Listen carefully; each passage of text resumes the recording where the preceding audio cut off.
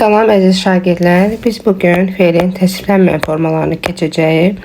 Ümumiyyətlə, feil mövzusu həm bir qədər geniş, həm də ki, ağır bir bölmədir. Ona görə də nəzərimdən keçirilən videonu mən hissə-hissə paylaşmalı oluram. Feilin təsvirlənməyən formaları, feilin şəxsə və kəmiyyətə görə dəyişə bilməyən formalarına deyilir. Yəni, təsvirlənməyən formalar hansılardır?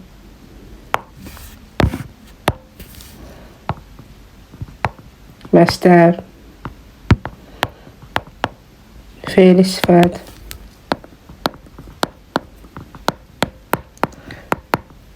feili bağlama,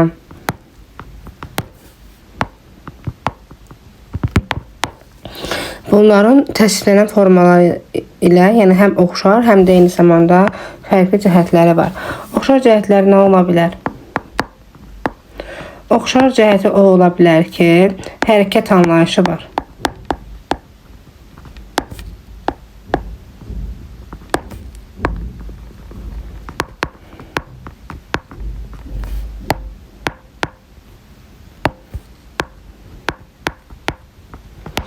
Daha sonra həm təsdiqdə ola bilir, həm inkarda ola bilir.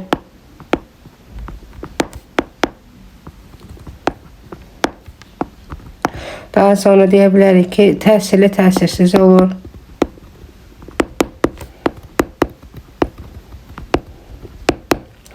Və qrammatik məna növündə işlənir.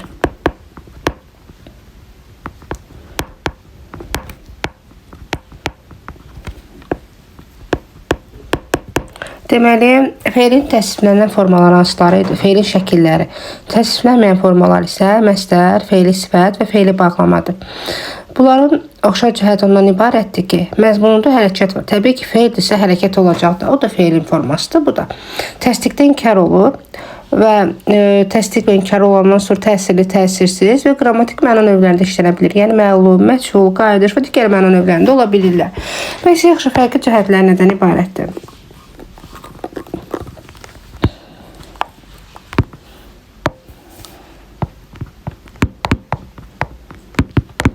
Fərqi ondan ibarətdir ki,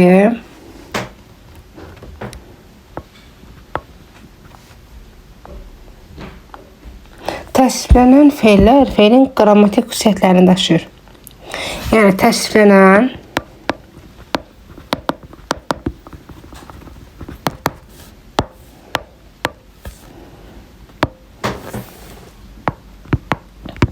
şəxsə, kəmiyyətə görə dəyişir.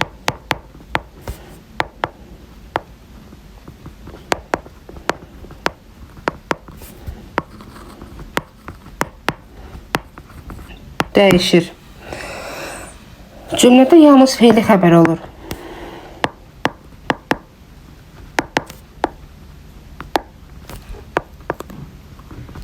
Bəs təsvirlənməyənlər necə? Təsvirlənməyənlər isə feillə yanaşı başqa nitq hissəsinin xüsusiyyətini daşıyır. İki nitq hissəsinin xüsusiyyətini daşıyır.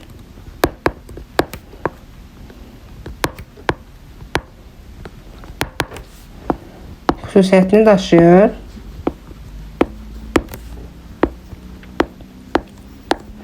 Daha sonra şəxsə və kəmiyyətə görə dəyişmir.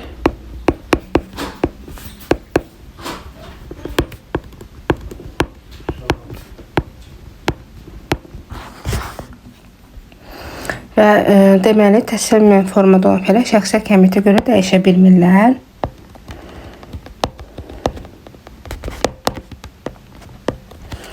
Və feilin xəbər istisna olmaqla müxtəlif cümlə üzvləri ola bilərlər. Yəni, feili xəbər olmurlar.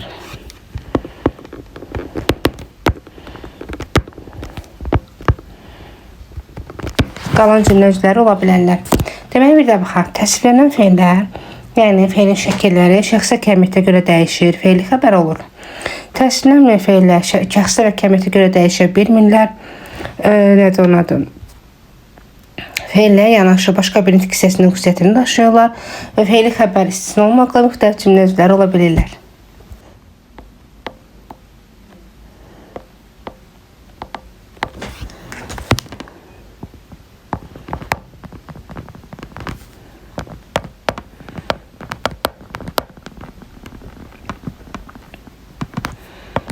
Deməli, təsviflənən və təsviflənməyən bir fe'l götürək, onu işlədək. Məsəl üçün, oxumaq sözünü götürək. Təsviflənən fe'lləri biz o məktub oxuyur.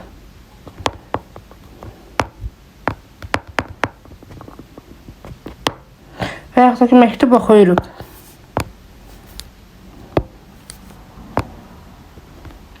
Məktub oxuyuruq. Nə edirik? Oxuyuruq. Fe'li xəbərdir.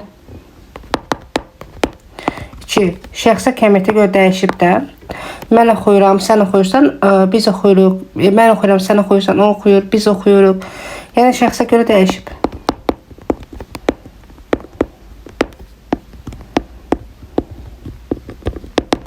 İndi baxaq. O dərsi oxuyanda.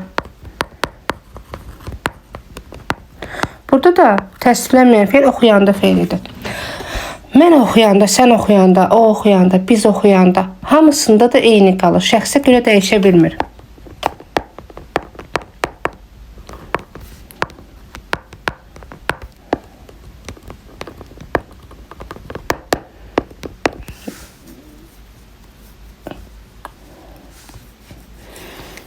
Və eyni zamanda da nə zaman sualına cavab verir. Yəni, burada artıq zəflik qismindədir. Düzdür, fe'lin digər təsviflənməyən formaları xəbər ola bilir. Amma ismi xəbər. Fe'li xəbər ola bilməz. İndi gəlirik məslərə.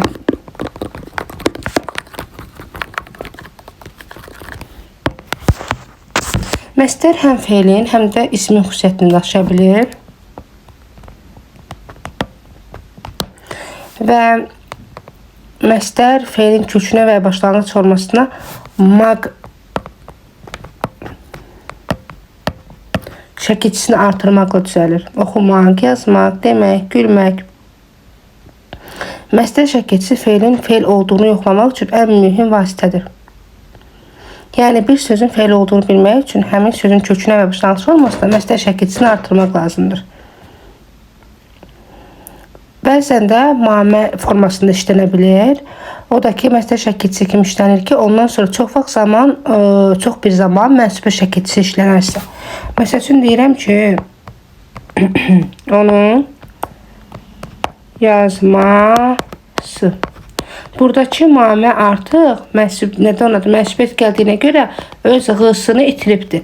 Onun yazması formasına düşübdür. Artıq burada biz bu ma'nı nikah şəkilçisi olaraq düşünə bilmərik. Məsələn, kitabı oxumanızı xahiş edirəm.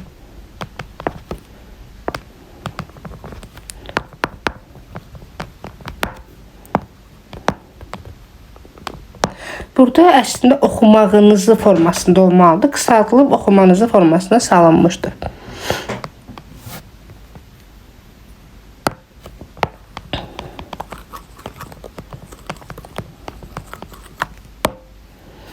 Məslər, yəni morfoloji cəhətdən fe'l sayılır ümumiyyətlə. Bəzən də məslər şəkilçisi, mənsubə şəkilçisi olmadan da işlənə bilər. Yəni mənsubiyyətə bağlı deyil. Maq şəkilçisi ma formasında işlənə bilər. Bu kitabı yazma bizi yordu.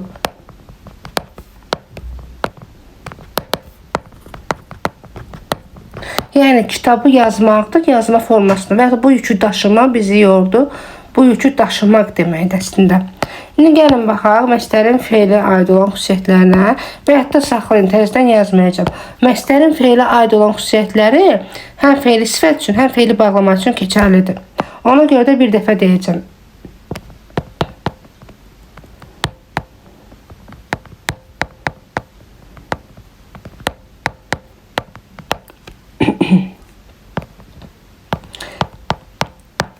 Hərəkət bildirir.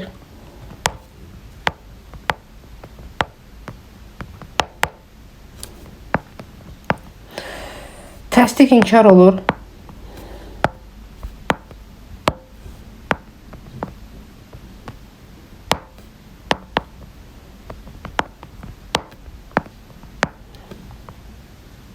Qrammatik məna növlərində olur.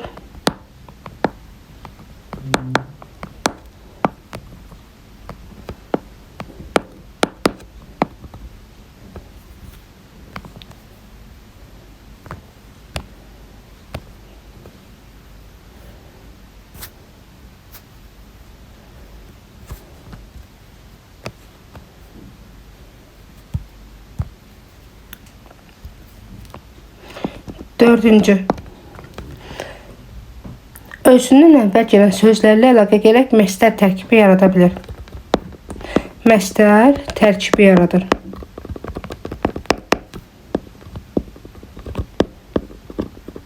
Yadda saxlayın. Məsdərin fəali adı olan xüsusiyyətləri eyni təsvirlənənlər kimi hərəkət bildirməyi, təsdiq inkar olmağı, qrammatik məna növündə işlənməyidir. Amma təsvirlənənlər fərqli olaraq özündən əvvəl gələn sözlərlə birgə bir tərkib yarada bilir. Məsdərin ismə aid olan xüsusiyyətləri var.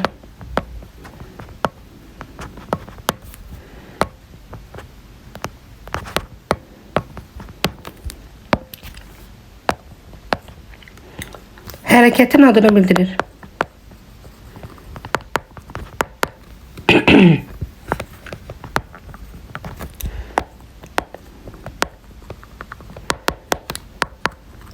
Nə sualına cavab verir.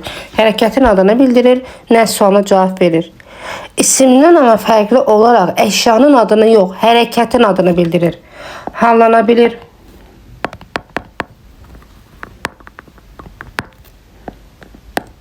Daha sonra məcbətə görə dəyişir.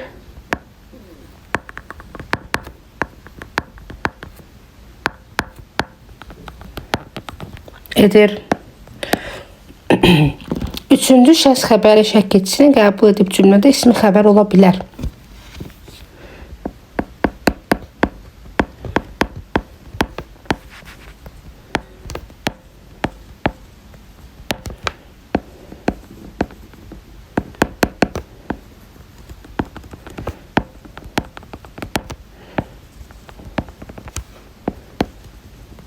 Deməli, üçüncü şəxsin xəbərli şəkilçisi olan dırı qəbul edərək ismi xəbər olur.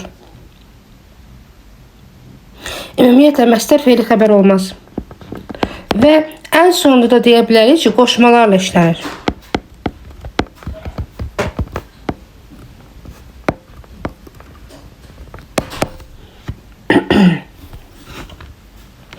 Deməli, ismə aid olan xüsusiyyətləri hansıları oldu? Hərəkətin adını bildirməsi, nə sualına cavab verməyi və isimdən fərqli olaraq məsdər hərəkətin adını bildirir, isim isə əşyanın. Hallana bilir, məcbətə görə dəyişə bilir və üçüncü şəxsin xəbərli şəkilçisini, yalnız üçüncü şəxsin xəbərli şəkilçisini qəbul edə bilir, ismi xəbər olur. Qoşmalarla da işlənə bilir. Biz nümunələr üzərindən baxacağıq.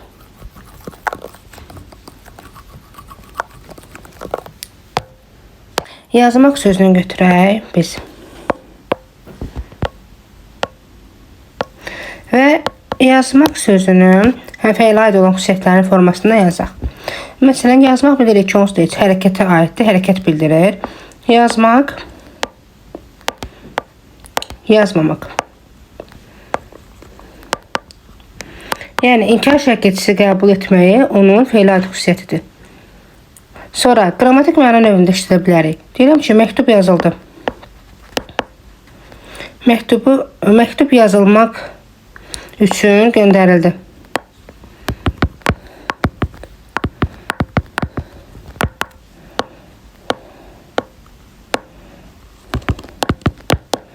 Yazılmaq burada məsdərdir və eyni zamanda da məchul növdə işlənmişdir. Özündən əvvəl gəldiyi sözlərlə birləşərək bir tərkib yaradır. Göndərildi. Niyə? Nə məqsədlə göndərildi? Yazılmaq üçün. Burada zərflikdir, amma tərkib yaratır. Çünki üçün tərkib yaradan vasitə deyil. Sadəcə burada sözdən istifadə olundu. Tərkib yaradan zaman isə misal göstərək ki,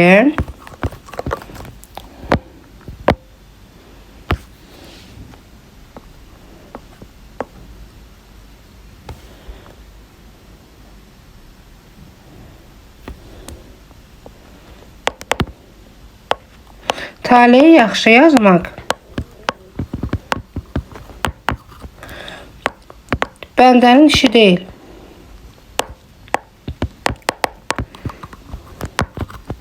Bəndənin işi deyil nə? Taleyi yaxşı yazmaq. Artıq burada taleyi yaxşı yazmaq ifadəsi bir birləşmədir və məstər tərkibi hesab olunur. Çünki tərkib özündən əvvəlki sözlərlə birlikdə bir cümləyə götürülür. Hərdən belə ki, tərkibə daxildir. Taleyi sözünü biz xəbərin əlaqəsində bilmirik. Taleyi bəndənin işi deyil, məna yoxdur. Yaxşı bəndənin işi deyil, məna yoxdur. Deməli, məna yoxdur xəbərlə əlaqələndə bu yazmaq sözünə tabi olan bir sözdür. Birləşərək bir birləşmə yaratmış olur.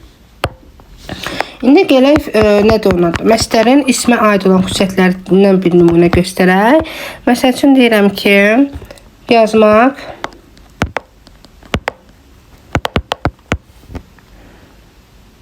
nə? Yazmaq. Nə sualına cavab verməyi ismə aid olan xüsusiyyətidir. Hallanmağı.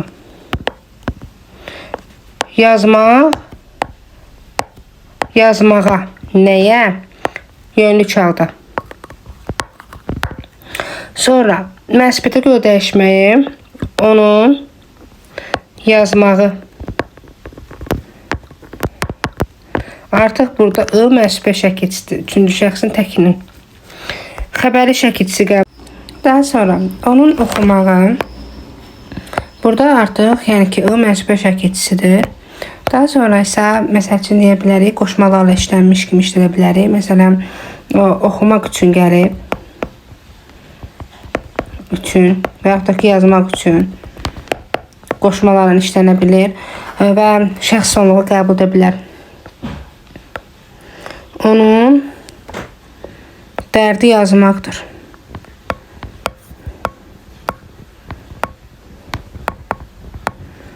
Yəni məstər dır şəkilçisi qəbul edə bilir. Çünki şəxsin təkinin şəxs sonluğunu qəbul edə bilir. Bəs yaxşı. Məstərin İsimlə ortaq olmayan cəhəti nədir ki? İsimdə var, amma ki, məstər onu qəbul edə bilməz. Yadda saxlayaq. Məstər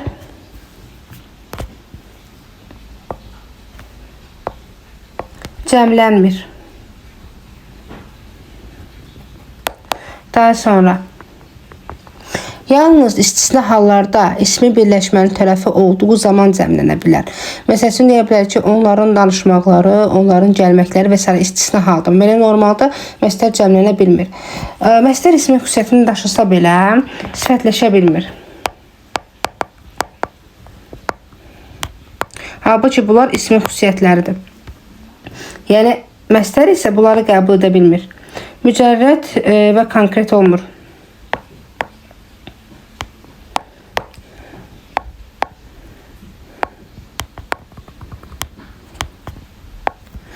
Olmur. Təyin ola bilmir.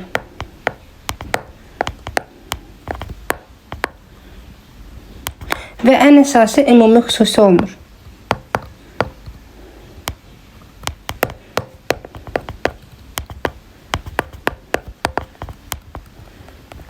Yəni, məstər ismin xüsusiyyətini qəbul edir. Bu öz yerində. Lakin məstər sifətləşə bilməz, təyin ola bilməz, ümumi xüsusi, yəni konkret mücərrəd ola bilməz. Bir də yadda saxlayaq ki, fe'li təsvirlənməyən formalarının şəkillərinin hamısı qrammatik şəkilçilərdir. Yəni, leksik şəkilçilər deyil. Fe'lin ümumiyyətlə məna növlərinin şəkilçiləri olsun, təsvirlənən fe'llərdə isə fe'lin şəkilləri olsun. Bunlar hamısı qrammatik şəkilçi olaraq götürülür. Daha sonra isə gəlir fe'li sifət.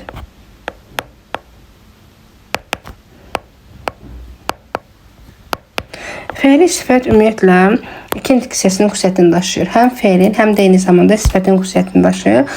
Belə deyərdim ki, sizə fe'lə aid olan xüsusiyyətlər hər üç təsdiqlənməyən formasında özünü göstərir. Yəni, təsdiq inkar olmaqdır, təsirli təsirsiz olmaqdır, qrammatik məna növündə işlənməsidir, tərkib yaratmasıdır. Bunlar məstərdə də, fe'li sifətdə də, fe'li bağlamada da eynidir, fe'lə aid xüsusiyyətlərində. Amma ki, gəlin sifətə aid olan xüsusiyyətlərinə baxaq.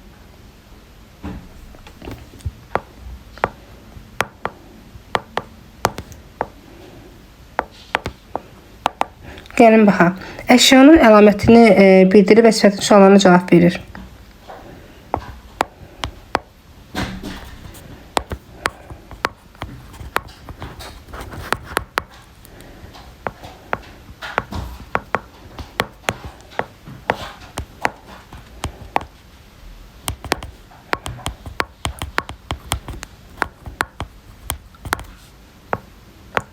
Daha sonra isme aid olur.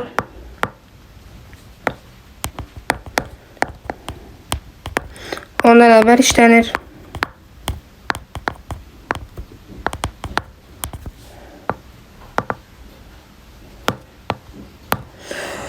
Və sifət kimi isimləşə bilir.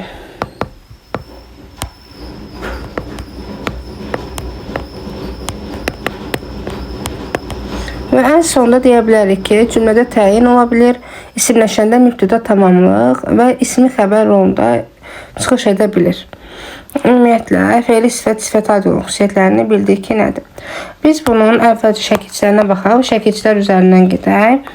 Fe'li sifətin şəkilçiləri hansılardır? Əslində biz təsdiqlənən formaları keçəndə şəkilçilərin amonimliyində izah eləmişik bəzi şəkilçiləri. Mış şəkilçisidir. Mış şəkilçisinin amonimliyini sizə bildirmişdim ki, mış bir zaman şəkilçisidir, bir imiş hissəcidir, bir də eyni zamanda fe'li sifət. Fe'li sifət olduqda necə və nə cür suallarına cavab verəcəkdir. Məsəl üçün deyirəm ki, oxunmuş kitab. Hansı kitab? Oxunmuş kitab. Bu fe'li sifətdir. Amma bir də deyirəm ki, kitab oxumuşdu.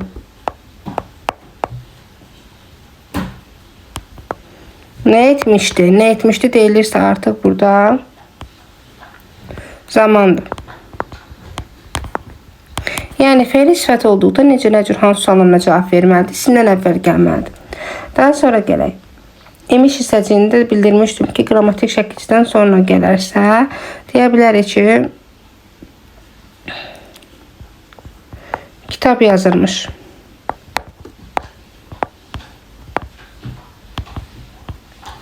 Burada zamandır, qrammatikdən də sonra gəldiyi üçün bu da imiş hissəcikdir.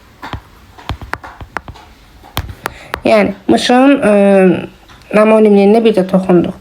Burada üstə gəlsə mənsubə şəkilçisi var, fe'li sifət şəkilçiləri arasında.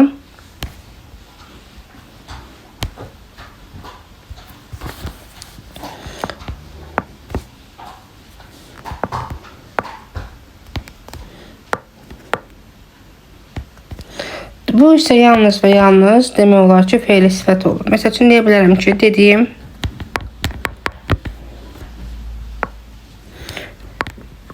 söz, yazdığım kitab və s. An şəkilçisinə gələk. Məsələn, deyə bilərik ki, gülən uşaq, gülən qız, danışan oğlan və s. Buradakı gülməkdən gülən, danışmaqdan danışan fe'li sifətdir və necə sualına cavab verir. Yadda saxlayın. Ağan şəkilçisi ayrı şəkilçisidir, an şəkilçisi ayrı. Ağan əyən şəkilçisi var ki, məsəl üçün güləyən, ağlağan. Bunlar fe'li sifət deyil. Bunlar sifətdir. Sifət düzəldən nədir onadır? Ağan, əyən, dəğan şəkilçisi hesab olunur da. Bunlar fe'li sifət yox, fe'ldən düzələn sifətlərdir və leksiya şəkilçili sözlərdir. An deməli fe'li sifətdir, ağan isə ayrı. Digər şəkilçilərə baxaq. Hansı şəkilçilər var? Var acaq şəkilçisi.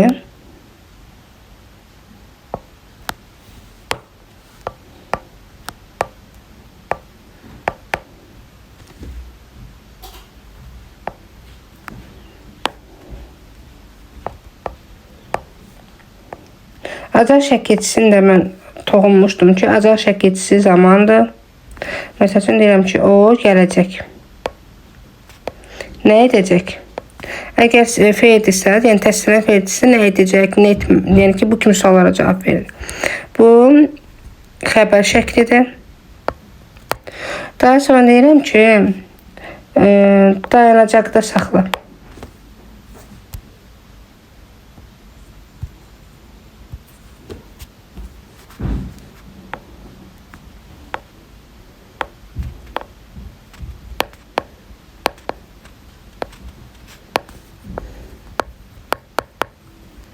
Harada? Dayanacaqda. Dayanmaqdan, dayanmaq, dayanacaq.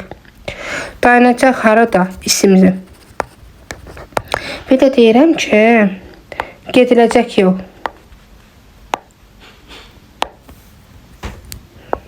Hansı yol? Gediləcək yol. Bu isə artıq fe'li sifətdir. Çünki həm də hansı sualına cavab verdi, isimdən əvvəl gəldi.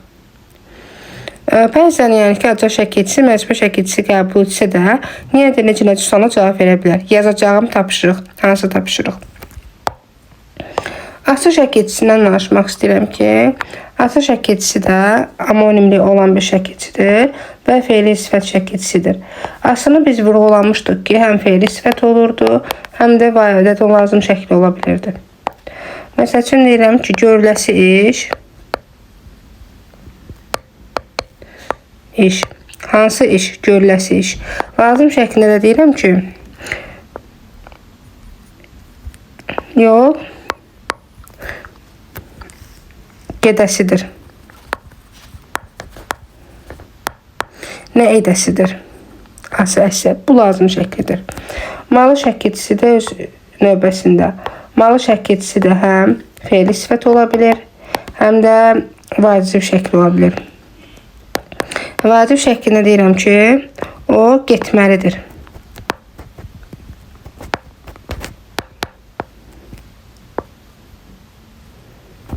Nə etməlidir? Fe'li sifətdə isə deyirəm ki, danışılmalı məsələ.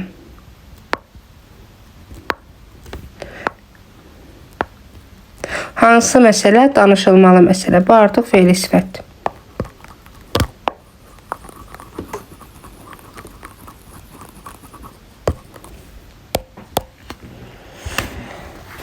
Mış şəkilçisi var. Mış şəkilçisi bir sıra funksiyaları daşıyır. Nəqli keçmiş zaman olur. İmiş ola bilir. Onu mən az öncə daha doğrusu vurğuladığım üçün dərsdən toxunmayacağım. Amma nəzərə almaq lazımdır ki, nəqli keçmiş zaman şəkilçisini və imiş hissəcini qısaldılmış olmasını qəbul edən fe'lin suallarına birinə cavab verə bilər. Fe'li sifət isə həmişə demək olar ki, sifətin sualına cavab verir, bəzən də isimləşə bilir. Acaq şəkilçisi də bildirdik ki, zaman şəkilçisi ola bilir və eyni zamanda fe'li sifət şəkilçisidir, hətta isim yarada bilir. Malı şəkilçisi də öz qaydasında. Keçən bir məsələyə toxunmuşdum ki, qovurmalı sözü məsələn. Düyməli, qovurmalı, düyməli paltar, qovurmalı aş. Demişdik ki, burada malı-məli şəkilçisi deyil. Dilimizdə düy fe'li var, yumurlamaq mənasındadır. Düyməkdən düymə yaranır, düymə ismi, düymədən də düyməli. Dilimizdə düymə ismi var da, biz onun düydən düyməli, malı-məli vacib edər, fe'li sifət necə götürə bilərik? Bilməliyik ki, burada düy sözün kökü düymə ismindən düyməli sifəti yaranıbdır. Yəni bu sifətdir. Qovurursan, qovurduğun şey qovurma olur. Qovurmalı da onu sifətə çevirir. İsimdən sifət yaranmış olur. Burada da yenə də sifətdir. Yəni biz sözü kökə şəkilçi ayıraraq tapa bilərik.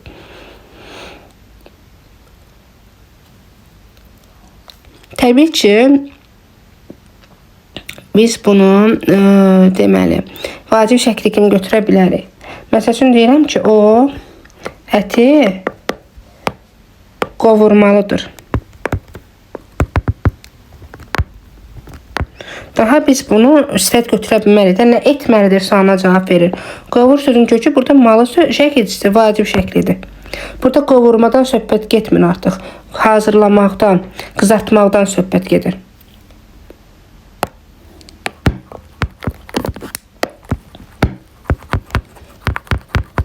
Və fe'li sifət demək olar ki, həm də isimləşə bilir. İsimləşdiyi zaman isə fe'li sifət aid olduğu ismin yerində işlənərək isimləşər. Bu zaman fe'li sifət aid olduğu ismin xüsusiyyətini daşır. Yəni hallana bilir, mənsubiyyətə görə dəyişir, cəmlənir, ismin sualına cavab verir, cümlədə mübtəda və tamamlıq olur. Məsəl üçün deyirəm ki, dərsi danışanlar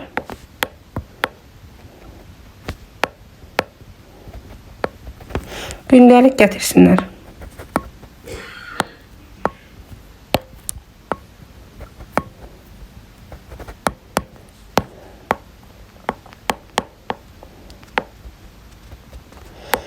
Gətirsinlər. Nəyi? Gündəlik kimlər? Dərsi danışanlar. Artıq buradakı dərsi danışanlar ifadəsi ən fe'li sifət. Yəni söhbət burada nədən gedir? Dərsi danışan adamlar olmalıydı. Həmin isim düşmüş və adamlar sözündəki lar şəkilçisi fe'li sifətimizə gəlib dayanmışdır, yəni birləşmişdir. Cəm şəkilçisi qəbul etməklə həm də kim sualına cavab vermiş, ismini itirmiş. Buna görə də fe'li sifət isimləşmiş hesab olunur. Daha sonra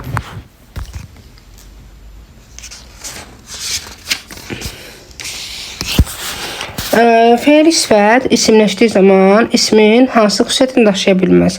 Hara sualına cavab verə bilmir. Ümumi xüsusi, konkret mücərrət ola bilmir. Ümumiyyətlə, heç bir nitq səsi isimləşəndə ümumi xüsusi, mücərrət və konkret ola bilməz. Hara sualına cavab verə bilməz.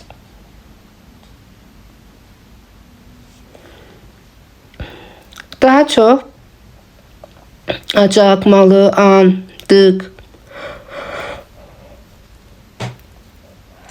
və mış şəkilçiləri isimləşə bilir. Şəxs şəkilçisi qəbul edən fe'li sifət isə isimləşərək həm də isimləşmədən cümlənin xəbəri ola bilər. Məsəl üçün deyirəm ki, o dərsi danışandır.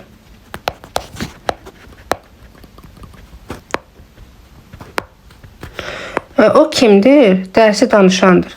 Bəli, burada kimdir sualına cavab veribdir deyənə, burada isimləşibdir. Bir də var deyirəm ki, məsələn, şagird oxuyandır.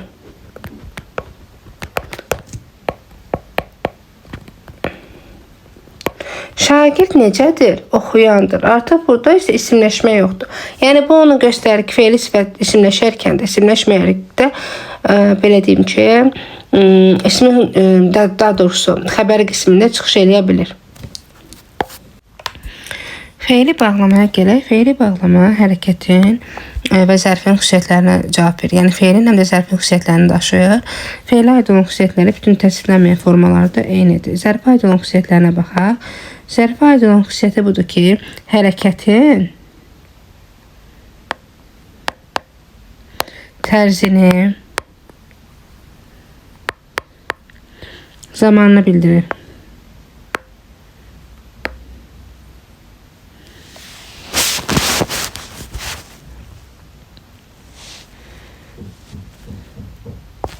Səbəbini,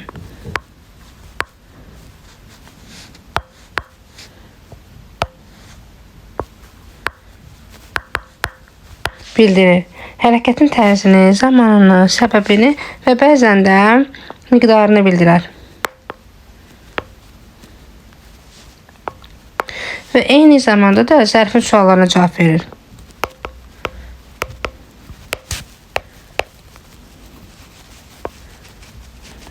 Cavab verir. Cümlədə də yalnız və yalnız zərflik olur. Başqa cümlə üzvü ola bilməz. İndi fe'li bağlamanın şəkilçilərinə baxaq ki, hansı şəkilçilər vasitəsilə yaranır? Ib şəkilçisi vasitəsilə yaranır. Ib şəkilçisinin amonimliyinə keçən dərs toxunduq ki, ıb həm nəqli keçmiş zamandır, həm də eyni zamanda fe'li bağlamadır. Fe'li bağlama olduğu zaman biz onu asanlıqla nədir onun adı? Araq şəkilçisi ilə əvəzləyə bilərik. Məsəl üçün deyirəm ki, o oxuyub universitetə girdi.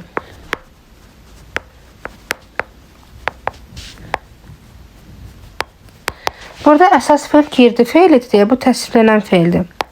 O, yəni oxuyub, yəni oxuyaraq deyə bilərik. Oxuyaraq universitetə girdi.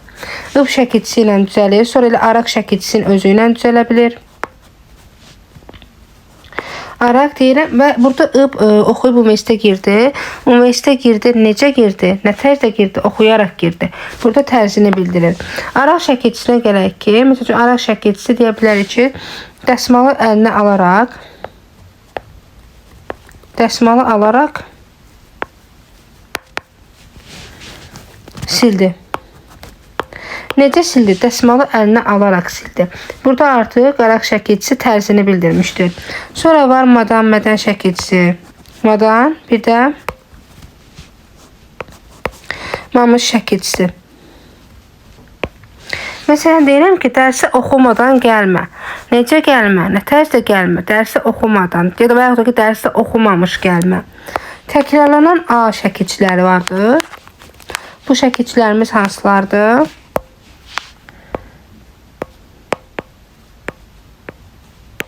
Məsələn, o qaça-qaça gəlirdi.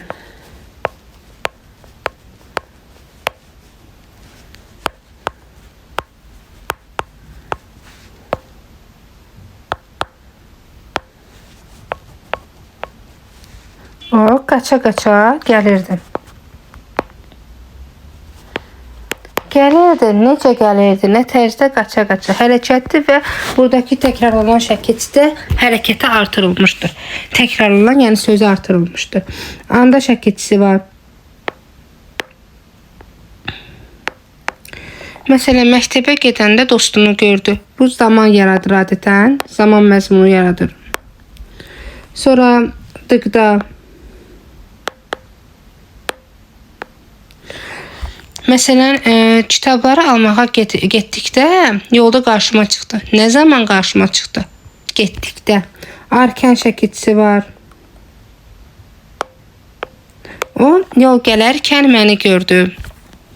Sonra bundan əlavə olaraq dıqca şəkilçisi. Dıqca şəkilçisi miqdar da yarada bilir. Yadda saxlayaq. Deyirəm ki, qarnın tutunca ye. Nə qədər ye? Qarnın tutunca miqdar yarada bilir.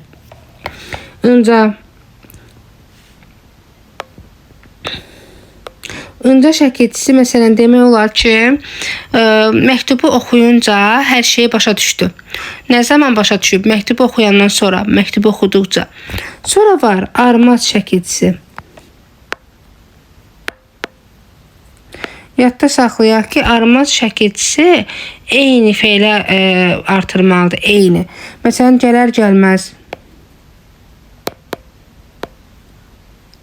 Məsəl üçün, gedər gəlməz. Danışar, məsəl üçün, gedər gəlməz və ya da belə deyim, əks mənalı sözlərə qoşulmur. Eyni feylə qoşulmalıdır bu şəkilçi. Əgər eyni feylə qoşulmazsa, biz artıq onu feyli bağlama götürmərik. Məsələn, gedər gəlməz sözündə artıq feyli bağlama deyil. Feyli bağlama məsələn odur ki, eyni feylə, eyni şəkilçi, yəni ki, eyni feylə artırılmış olsun, gələr gəlməz. O gələr gəlməz jurnalı yazdı. Nə zaman? Gələr gəlməz. Zaman məzmunu yaradır.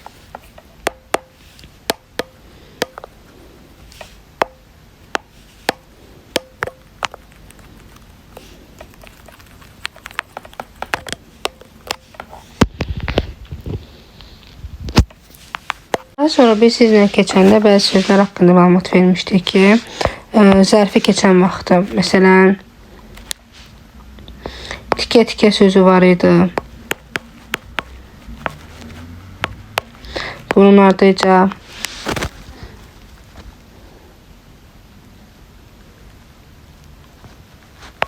qoşa-qoşa, dönə-dönə. Yəni bu kimi sözləri biz iki cür başa düşə bilərdik. Tikə-tikə əgər ətin parça mənasını ifadə edirsə, məsəl üçün deyirəm ki, parça mənasında. Deyirəm ki, qəndləri tikə-tikə doğradı, parça-parça doğradı, əti tikə-tikə doğradı, parça-parça. Burada hərəkət məzmunu yoxdur. Nə tərzdə doğradı? Bu artıq zərf olacaq. Amma burada desəm ki, o paltarı tikə-tikə, burada tikmək feili olduğundan dolayı, feil olduğu üçün biz onu artıq feili bağlama götürəcəyik. Bunu yazaraq izah eləmirəm, çünki zərfi keçən zaman izahını vermişəm. Qoşa-qoşa sözlərdə cüt mənası olanda zərfdir. Məsələn, deyirəm ki, uşaqlar qoşa-qoşa əyləşmişdilər. Cüt oturmaq mənasında. Nə tərzdə cüt oturmuşdular, yəni. Bir də deyirəm ki, atı arabaya qoşa-qoşa mahnı oxuyur. Qoşmaqdan oldu. Qoşmaq feilindən söhbət gedir. Bu artıq qoşmaq feilidir. Ada feili bağlama şəkilçisidir. Dönə-dönə də eyni mənada. Dəfələrlə mənasında olduqda zərfdir. O mənə dönə-dönə demişdi, mən öz bildiyimi edirdim. Dəfələrlə demişdi, yəni. Feili bağlama olanda isə maşın tini dönə-dönə qalmışdı. Dönərək qalmışdı. Burada artıq dönmək feilindən söhbət gedir. Ədə feili bağlama şəkilçisidir. Ümumiyyətlə şəkilçilər çalışın ki, əzbər biləsiniz. İstər feili sifət, istər feili bağlama. Və nəzərinizdə saxlayın ki, mən bunu sizdən soruşacağım. Fe'li sifətin şəkilçiləri hansıları oldu? An idi, mış idi, ası idi, malı idi, dıqüstəkəli mənsubiyyət idi, acaq idi. Və yadda saxlayın ki, fe'li sifətin şəkilçilərindən mış, bir də dıqüstəkəlisi mənsubiyyət, keçmiş zaman məzmunludur. Keçmiş zamanda da demirəm, maşallah, keçmiş zamanda olmaq təsdiqlənən fe'lin xüsusiyyətidir. Amma keçmiş zaman məzmunludur. Zaman məzmunlu. Bunların içərisində an da indiki zaman məzmunludur. Amma malı, ası, bunlar isə gələcək zaman məzmunludur. Zaman məzmunludur. Yadda saxlayın ki, fe'li sifətin bu şəkilçiləri ki var, gələcək zaman, mışlandı, keçmiş zaman məzmunludur, an isə indiki zaman. Və daha sonra fe'li bağlamanın şəkilçilərini əzbərləyin. Fe'li bağlamanın şəkilçiləri daha çoxdur. Ibdır, dıqdadır, dıqcadır, araqdır, madandır, mamışdır, adır. Daha sonra arkəndir, dıqca, ınca, armaz və s. Tərkiblər.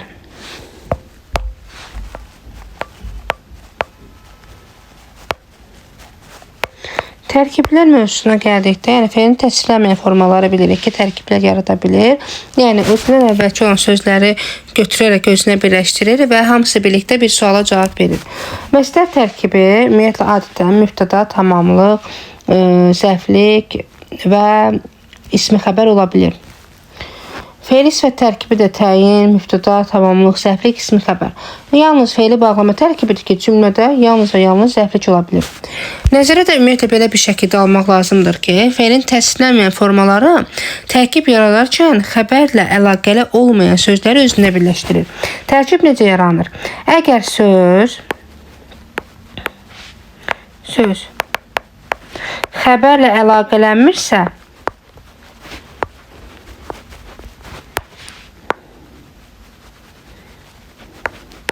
tərkibin içində deməkdir. Tərkib yaradır.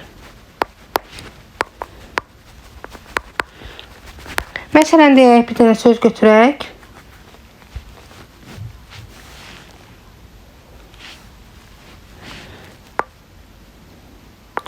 Yazmaq şagirdin borcudur.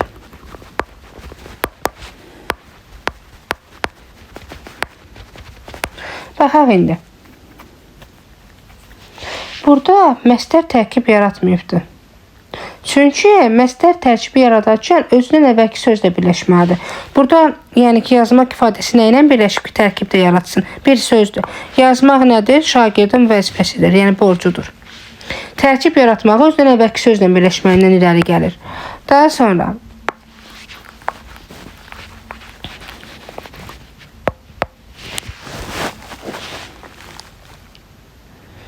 dərsə vaxtında gəlmək,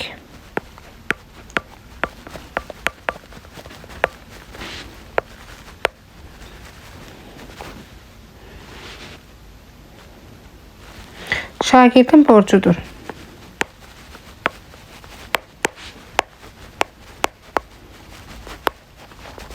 Bu cümlədə isə məsdər tərkib yaratmışdır özünə əvvəlki sözlərlə. Çünki dərsinin sözünü, yəni da dərsə sözünü biz xəbərlə əlaqələndirə bilmirik. Cümlənin xəbəri şagirdin borcudur ifadəsidir. Çünki birinci tərəf yiyəlik, ikinci tərəf mənsubiyyət olduğu üçün parçalamadan xəbər götürülür. Dərsə şagirdin borcudur. Əlaqə yoxdur axı. Vaxtında şagirdin borcudur. Mənası yoxdur. Bəli, gəlmək şagirdin borcudur deyə bilirsən. Amma bundan əvvəlki sözlər isə xəbərlə əlaqələnmədiyinə görə bu da tərkibdə gedəcəkdir. Şagirdin borcudur nə? Dərsə vaxtında gəlmək. Mübtəda. Yəni tərkib yaratmağı biz xəbərlə əlaqələnib əlaqələnməməsini əsasən bilirik.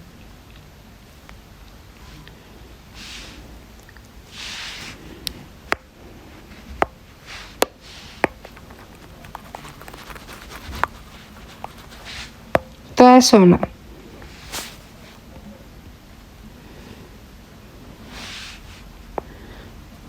hemen bacımı aparmak için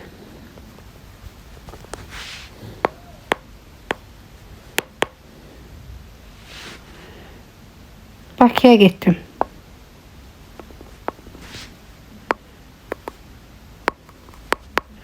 Getdim. Kim? Mən. Mən getdim deyə bilirik. Bacımı getdim demək olmur. Aparmaq getdim demək olmur. Aparmaq üçün getdim deyə bilirik. Bacım sözü xəbərlə əlaqələnmir, tərkibdədir. Nə üçün getdim? Bacımı aparmaq üçün. Bunu üçün sözündən parçalaya bilmirik. Çünki üçün qoşması özündən əvvəlki sözündən birləşir. Yəni birləşərək bir cümlə üzvü ola bilər. Tək şəkildə qoşma yoxdur. Qoşulmaq qoşulduğu sözlər. Yəni ki, hər hansısa bir sözə qoşulmalıdır. Hal şəkilçili sözə və yaxud da hansısa bir sözə. Bacımı sözdə xəbərlə əlaqələnmir. Haraya getdim? Bakıya getdim. Burada zərflik. Yəni burada yenə də tərkib yaranmışdır. Ancaq yadda saxlamalıyıq biz nəyi?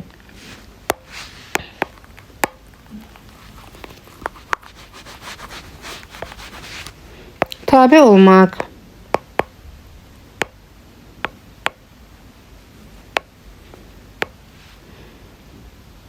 Kömək etmək.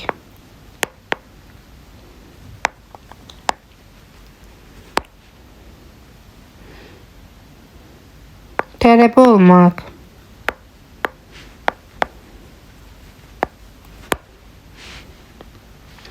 Söhbət etmək. Bu kimi ifadələr etmək, eləmək, olmaq. Yəni ki, bu kimi mürəkkəb feillər və yaxud da ki, frazoloji birləşmələr. Dilotu yemək.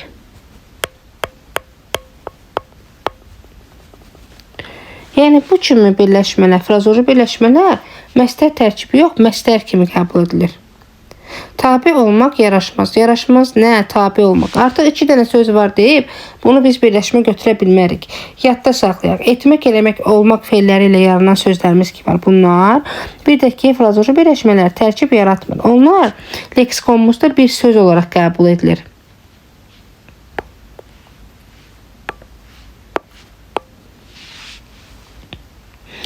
Təbii ki, deməli, bu kimi ifadələr özündən əvvəl hər hansısa bir söz gələrək birləşdikdə bir tərkib yaradar.